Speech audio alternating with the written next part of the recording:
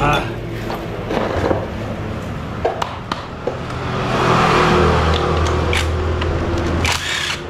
vai hậu chân này xem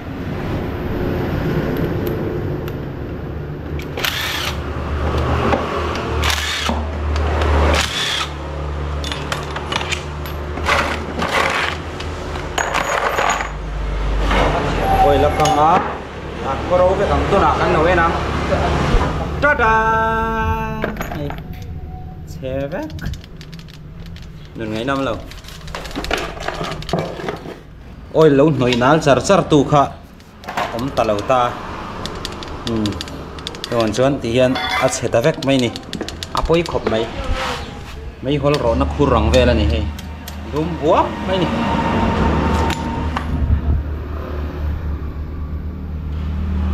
engine khut that hi kan ti tur ani ti kha kan soi non le ni chu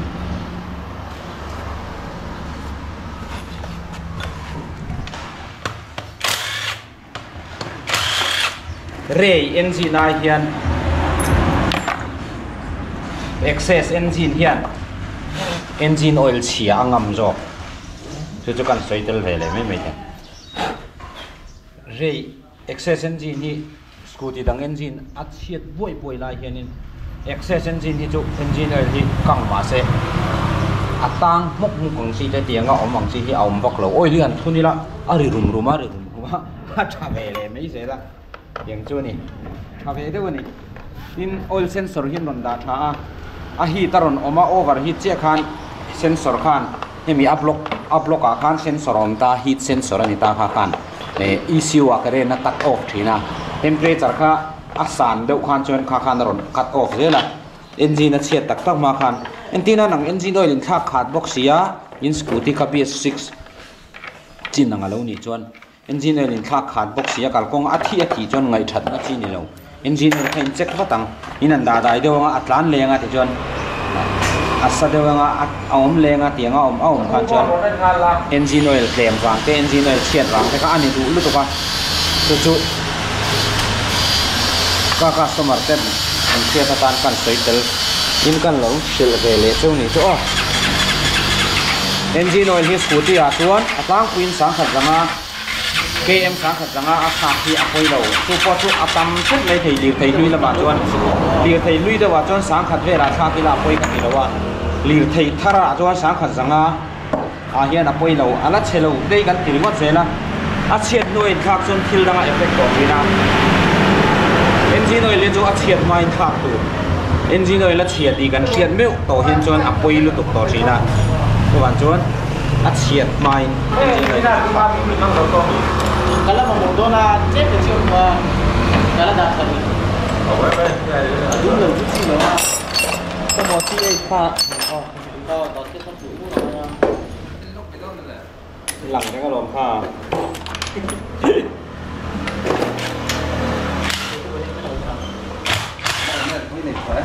Hey,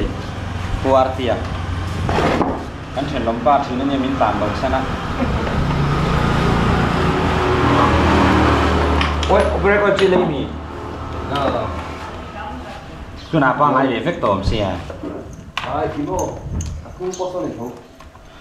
me rai no ta su Ini cuman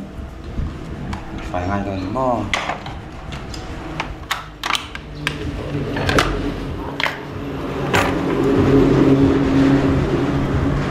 Ani ni ka chen lompat ni mok ka subscriber ni mok ani.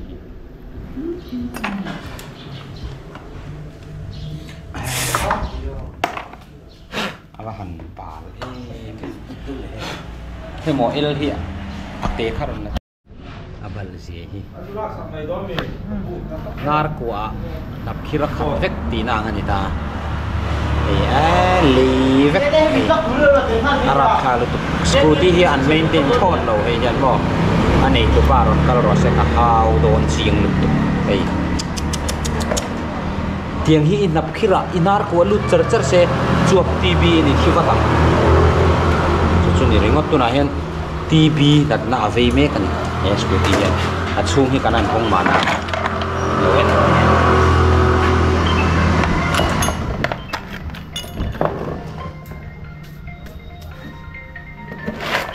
L4 các không nghe.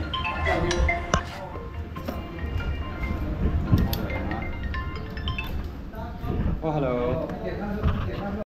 Yes, ole lo call gel mai ro. Nung ngai su.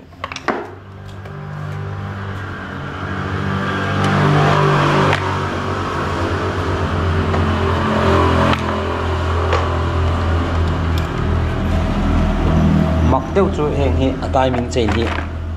R15 V3 te heng ho hi action hai lo. Ai tu na mi poi oil kang ve ka hi timing chain hi lat sang ta kan mặc lu to V3 train kat aria timing chain na yang an lo ti ringot thina tu ma bai la sei lo xin chia ro se na kina pe ro ba khane tiêu xin dong nghe tiếng mà rồi sei le box chi lo ha ti pakhat pa ni lo samua lo la samula zo ro pakhat đi pakhat pa ti kan phan lo samute ya coi cái điểm đó đi samute ini dengar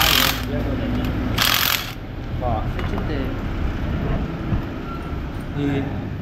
atip vi kalau ini om sih piston lakha vua zong khan ini mati nak koi ni khan ni akan mak jok kami khan ni kian ni belakang kalau biar kita mi piston zone yang kita main nak down lo ini oh valve itu na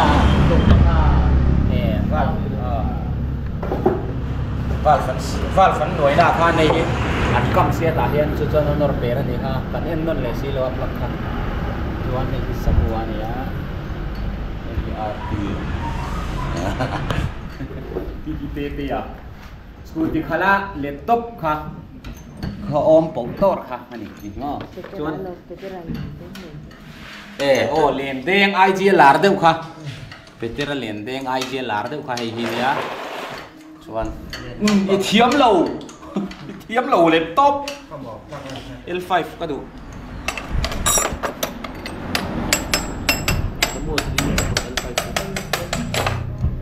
thế bây giờ hít chú tia hello máy nọc cả chú mà chịu tỏ chú mà nó tỏ rồi nuốt chú cả máy nọc khát số lán này nó bụi tẻ vậy đi chúa cây chú nè pha tẻ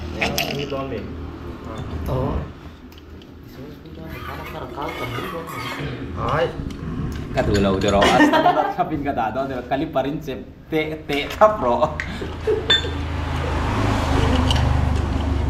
nei samu de thi lâu lo ka lo thiên jin se de smooth the de smooth đâu nè thế là bây giờ đi ra đó đi bên tại đó thục về đấy bố sửa là chắc là before jamai smooth to cái gì mà chuẩn nữa mà V3 engine smooth to cái ngăn sửa thế thế bây giờ cái gì mà đi về bồi hey đi luôn là tôi cái gì khác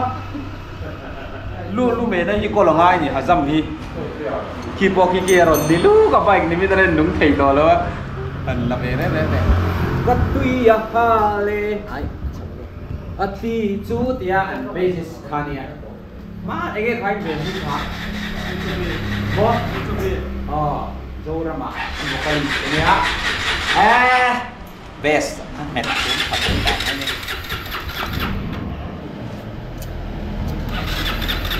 chuyện này lúc chú nào upload cắn lẩu em lang tỉ về và chú chế là mà sẽ hay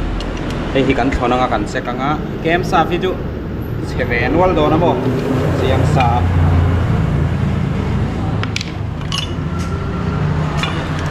Ray Zia new model anh new chú phê na nó mắc chuyện liền na nắn măng lâu mà hắn là cái ăn măng bà má mắc chuyện đi sụp râu rồi chọn kiên bò hậu khăn sụp cho rồi là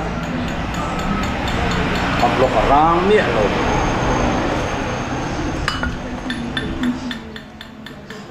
thế và này thế mình upload rang rồi cái gì dai seal coating kan tiang chi khan ne thir slip thuna ni to lawa aluminium coating chang chi khan ne zang tak si chang si ania aluminium hi thirain a heat thimshima po hianin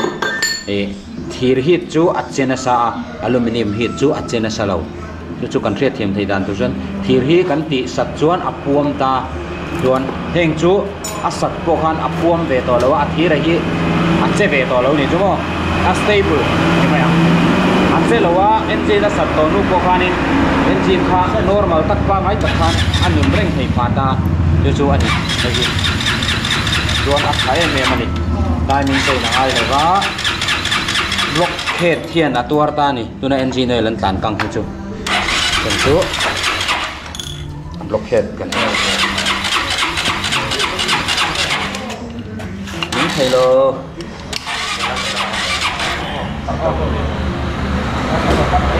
valve lý game sẽ game check cho biết không bây giờ thì đồng trep giờ thì sẽ cần sẽ về nghe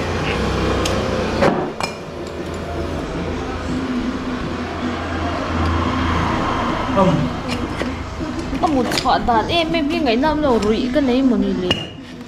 cái màn mình rồi vậy nè hai rep cần ngay phải बहुत खुशी खुशी खुशी है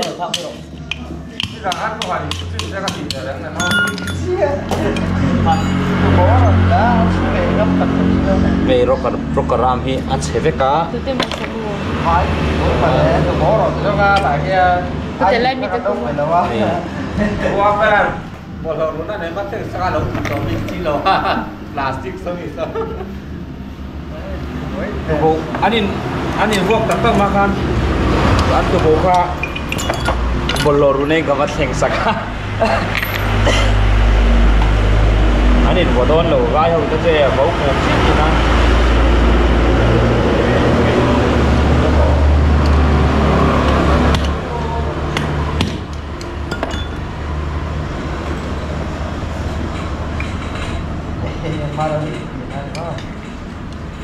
Kapangina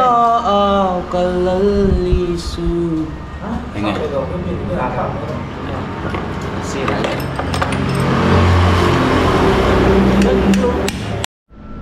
Entah. Belum lagi. Ropi kop. Kan, ini itu teh kan phone nga. Kayak blok Asia lo be. Blok selava, blok hitau berani. Masih kem sa po hiat lom bak don lawa kem sa fia ta na wangin kan chu chu lo thei lawa travel body ti 5 ta nga ya engineer thar kan thuna nga chu jun ai access hi a wheel rim hi hela hi hian a khwar thina ni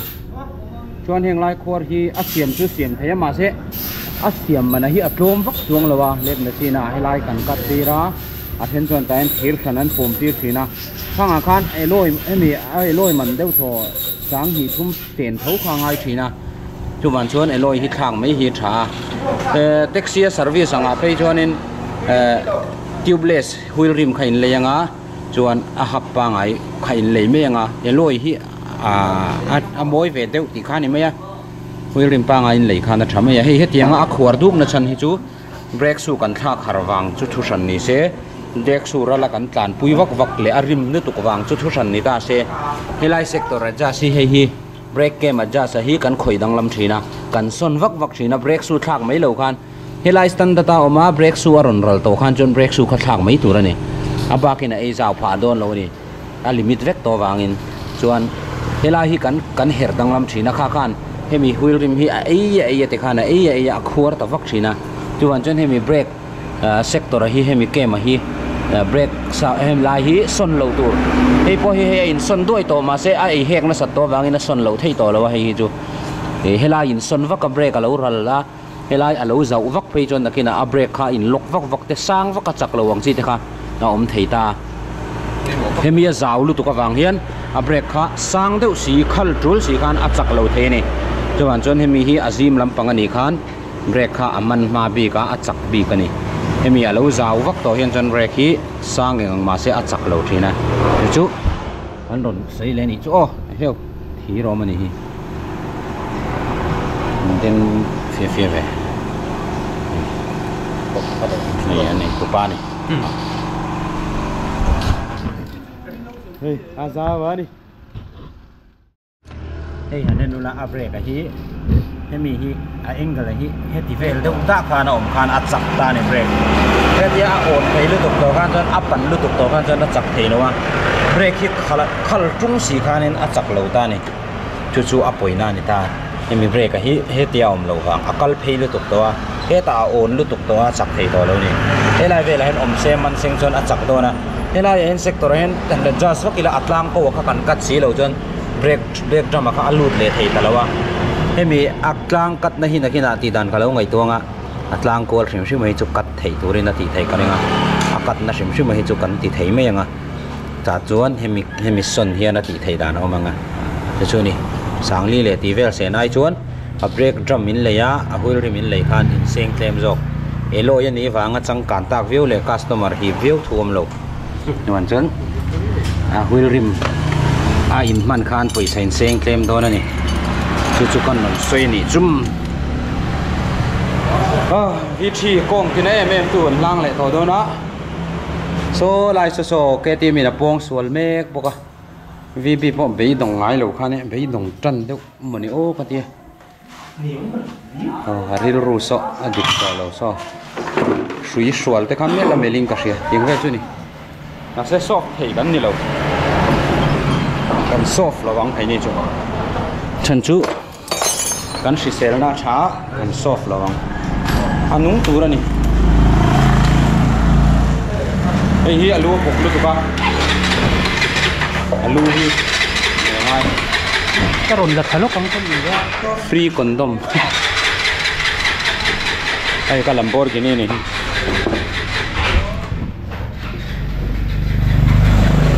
hi apa che 4V kan zo to a ai kut lu ji ni kha ka la nga ya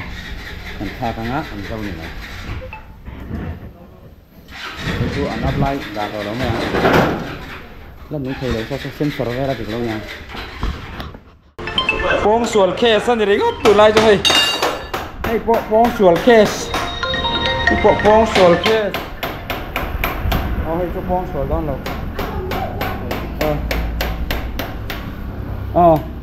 amin pakat jok karon la mo abak chu ti dangan ngai to don ne kan scan chin don ne kholin adik lo jok a ai nang lo mi kha han la din chin kamin lo tham chin te a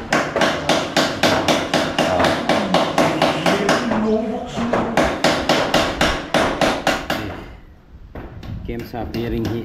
lo le pe ka modify le ngai don mèo với hắn hạt ấy nó xuống mặt nước mấy tập anh nghe biết thầy là ba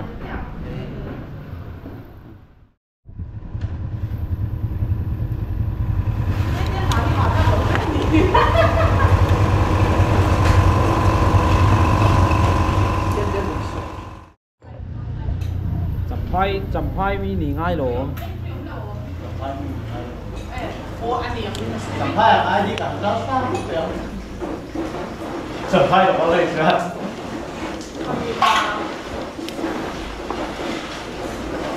hearing tamam ka po sa ai đi là phải đọc ê nếu mà ai đi là ta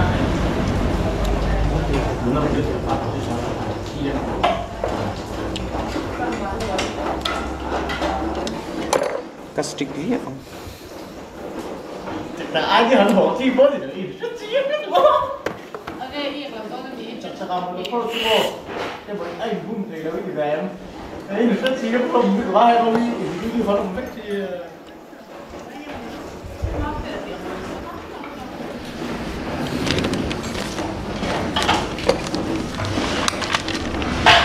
Pero hi han la lok te. Bị đâu à? Hey hi. Air filter pal deuh nei tu nu khan ya Anh mai lúc to. duan ai air ro khat le ai abai kilo en ro army team zia ki tu man le su air filter check lo do no Con suara ni pun MZ01X 12468 air filter check roger tuman ni su cái tiếng em mấy dù khi hắn là rồi dạ ta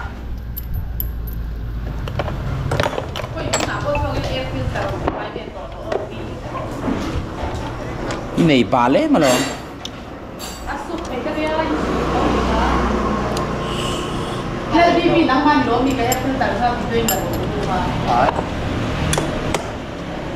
hale anin suat sale ni panihi an ni pani in ngai zong an nia ni bia le te roi hi apa zo ki ma anin mangai em mai ni mà xe ngày zong tang te hin in nei san le lop lo ka te hian an ler tun sia yang vel chuan in kop dan ania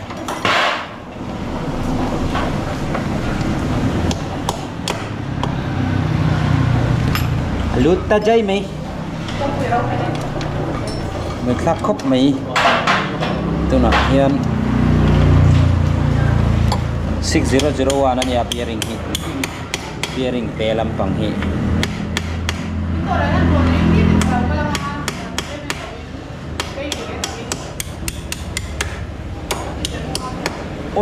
ôi gắn đủ lầu chứ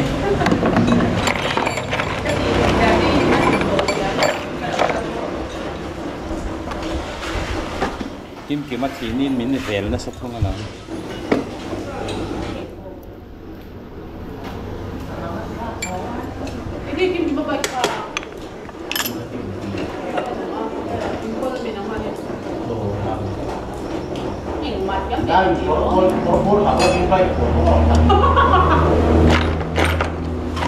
kan sal don lo kan tar don banga đây document nó clear xí lắm chấm phai hồi mà nó lâu tụi mà nãy chọn chêng sáng qua kan hẳn rồi thắc ha cái rồi đi chơi banga này kia này tar don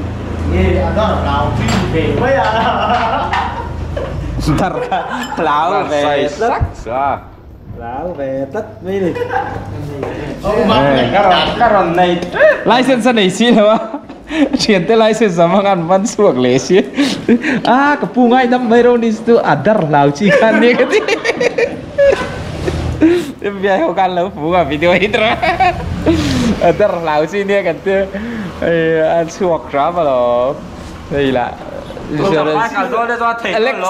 Alex cái gì nè ấy chú mình đi cả này cái bom mình đi cả cái này chuyển tên mà chắc cái này dầu trét quá rồi cả ram huyền này hi ta mi hi hay po aber kan ta warong kan lâu lắm nè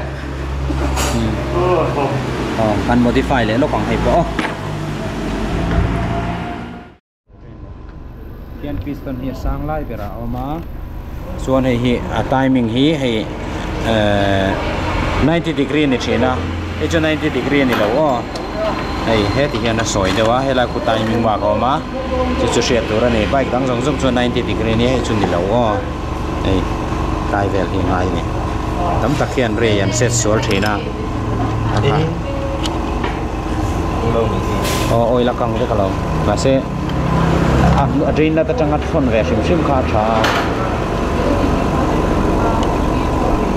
engineer la kang rek ani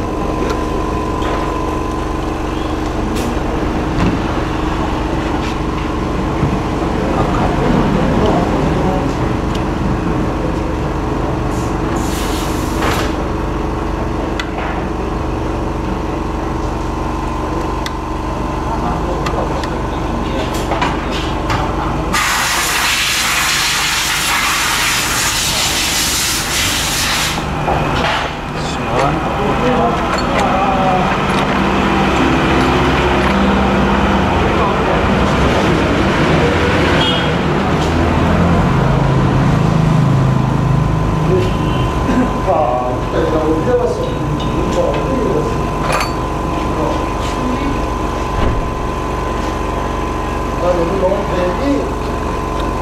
chuồng thì con nó Chứ xong kiểu quá đồ.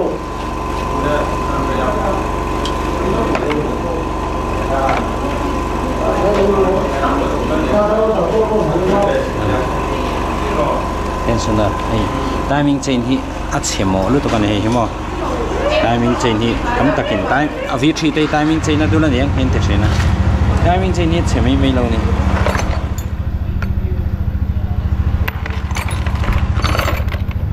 Pensioner herna karon lo lok dewa bete. Man dew khan. Vivian Cole.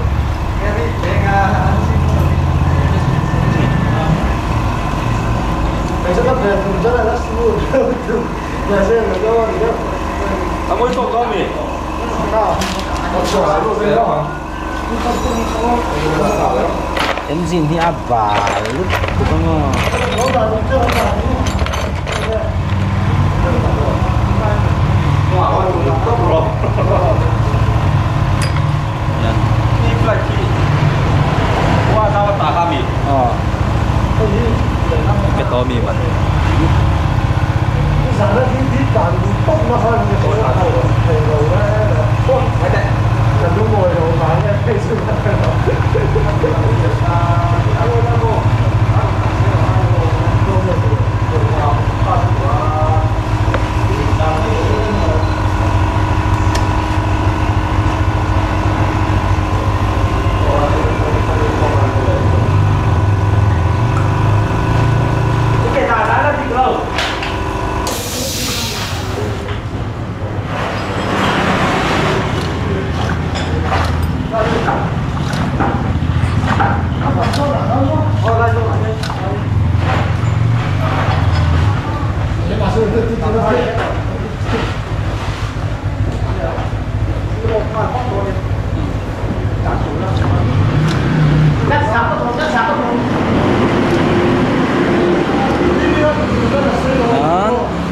Lai bearing tele hi hi in milani. Around 5 V3 bearing ha in man trom tevet.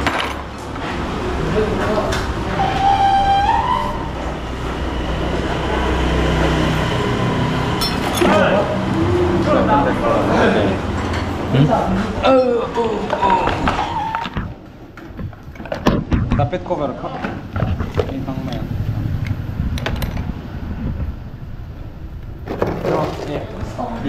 Hey. Em phải đâu.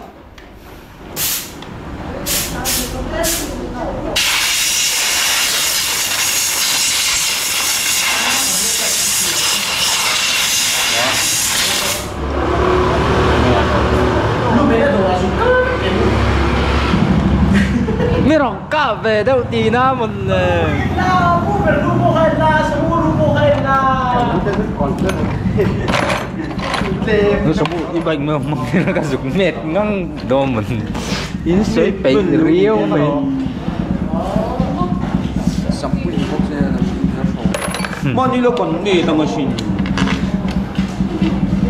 anh biết cột phân lâu do phân thì được tắm thấy tụi ba y sẽ tu chiếm về thấu không nghe lên này ra cả lịch sử cái số của quán nhưng mà nó có tên là gì không trường kia tên có tên gì đi tên có đuôi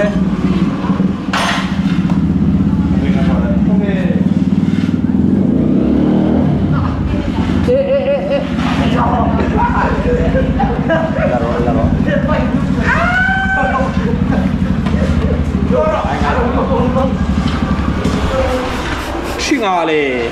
런 탈제 난 모터로 코어제 보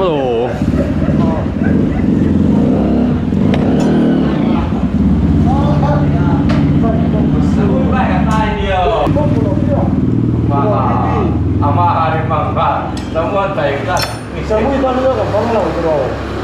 mangi mangan mangai baik besar kan ai tu ni tu dah pen fori pakat kan pon lok peng bol kaya pai het tangaya soket tangai bok tin ai lok tam de me chum sáng rồi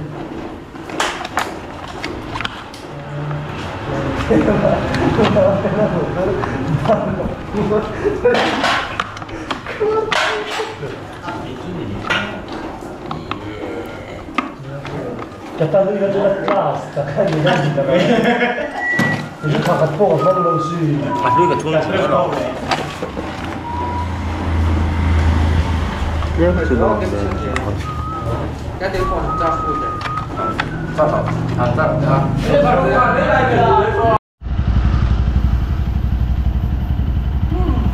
Inaw law pero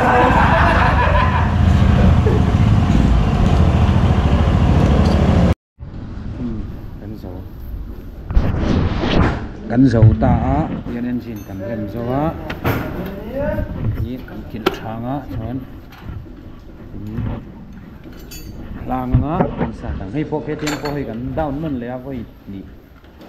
down na ni a vi thi chu chatwa ku chu chatwa du to kinai del thei to ku khu voi li engine kan down ani a chan chu a voi khan na hana dik thei lawa chuan avoi mi na po khan ala dik chuang lawa chuan aval falo lik le boka poi khatna khan kan check vek avoi ni na aval falo lik ta chuan aval te po kha timing pocket chunglam pangalo dik lo wang han lo chang awang han kan siam rema te khan aval kan thaka timing pocket te kan an churu ala kan an tidika athar thak donin paisa nei lutuk si lawa chuan voi li engine kan daw na voi li na that chau ni tiang vel chu ni ma se khang kha tianga om khan kan naw te hian experience an nei pa em a tin ko pa te hian har san na kan to kan boi mam hian kan naw te hian experience an nei pha ni ei te a bike oil thak do na VB race bike tour po so to solo ma kan association red po so tar sa tangai so po so eng ma hi kan la tar man lo ni tiang vel chu ni kuai thlok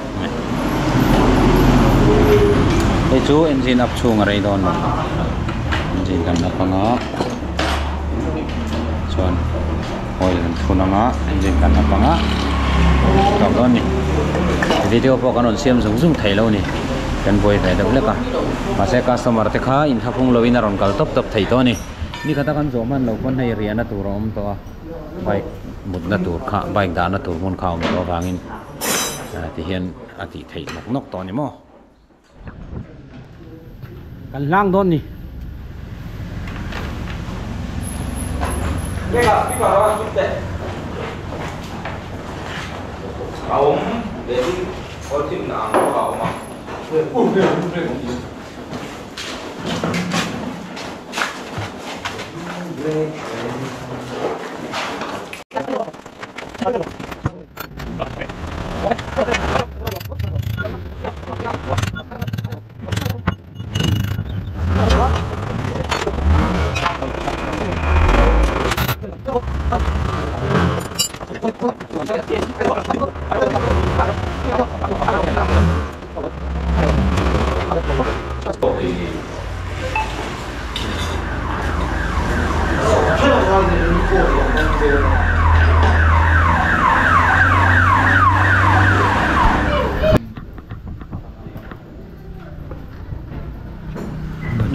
Beda kick lock mai te battery lo lu